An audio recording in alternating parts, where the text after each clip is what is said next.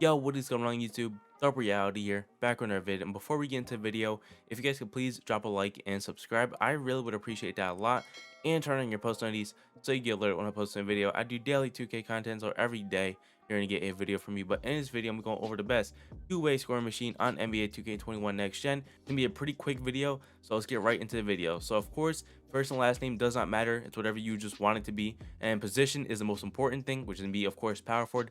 Power forward is the best position in this game due to the fact that you can get quick first step Hall of Fame off rip with this build. So of course you want that. So of course you want to make this build. So anyway, hand does not matter. It can be right or left, whatever you just like more. And jersey numbers, whatever, you can change it later anyway. So now we're continue and go into body settings. Height is going to be 6'7". Now 6'8", in my opinion, is a little bit better at 99 because at 99 you get +4 to your attributes. But 6'7", in my opinion, is way better off rip because as soon as you make the build and upgrade your player, it's going to be one of the best builds in the game. But of course, if you guys are willing to grind, I would recommend going 6'8". I'll put a card in the top right for a 6'8 build. But for right now, the 6'7 is actually very good and it's probably the second best build in the game. So anyway, then for the weight, you're going to go 211. I think it's a pretty reasonable area. If you go up one, you lose one speed. So of course, you don't want that. So just go to 11. And wingspan, of course, you don't need to go 7'4", but in my opinion, if I were to remake my build, I would definitely go 7'4" because 84 3-point, not to mention if you hit 99, it's an 88, is very good and very consistent as long as you guys have a decent jump shot and also have your hot zone. So a 7'4" wingspan is perfectly fine. It's be good for spotting up and just off the dribble shots, and not to mention you're just overall a demon with the finishing and dribbling. So and also having a 7'4" wingspan, it just makes you a better defender. So of course, having max wingspan, this is a bunch of benefits. So anyway, body shape does not really matter. Whatever you just feel like looks cool, doesn't matter. But then now we're getting to the attributes, and now I'm gonna do all the attributes and explain them after.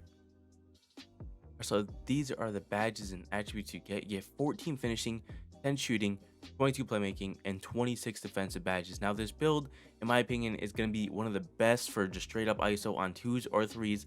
Now the only downside to it is that it does not have an extremely high steal, which means it's going to be very difficult to get lanes and also on ball like steals. But overall, for the lanes part, it's actually not that bad in my opinion. For when I've used my build, I honestly don't feel that bad in getting lanes. Now on ball steals is not great, but for getting lanes, you do miss a couple. But if you're like in the right spot like all the time, I would say like about 5 times out of 10 you'll be able to get the lane or at least touch the ball in the lane. Now you might not catch it, but you'll at least be able to tap it and have a chance at getting it. It's not great, I already said that, but it's literally true. It's not great, but it's enough to get the job done. And the only other downside to it is that it doesn't have free throw. So in a rec or pro am setting, not so much rec, because rec is not as important as in pro am, but overall in rec it's not going to be very good. But as you guys can see by the stats, the finishing is very good. He has 14 finishing badges. He also has 10 shooting badges, which is more than enough to shoot consistently.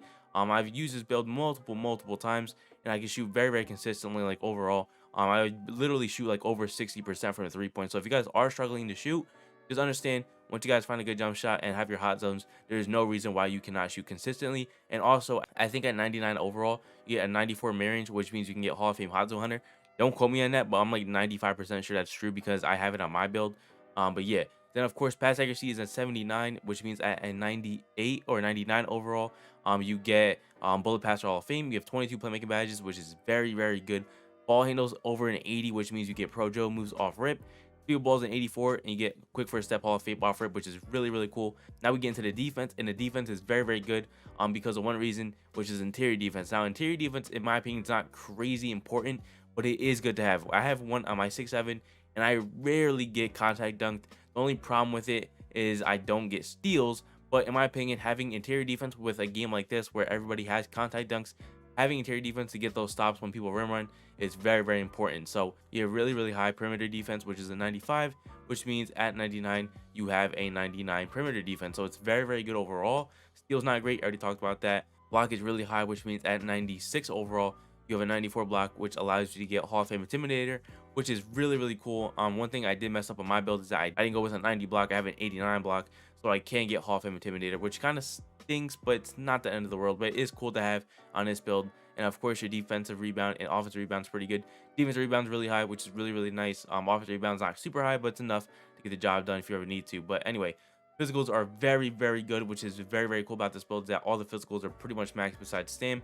But I don't really think you need that much stam because as long as you have your Gatorade boost, you're chilling. It's really not that bad. I had an 89 stam for a very long time, and I really never felt tired. And especially when you hit 99 overall, you'll have +4 to that. So now you have like a 93 or 94 stam. I'm not good at math, but yeah. So overall, the build is very, very good. Stats are really, really good on this build. Badges are really, really good.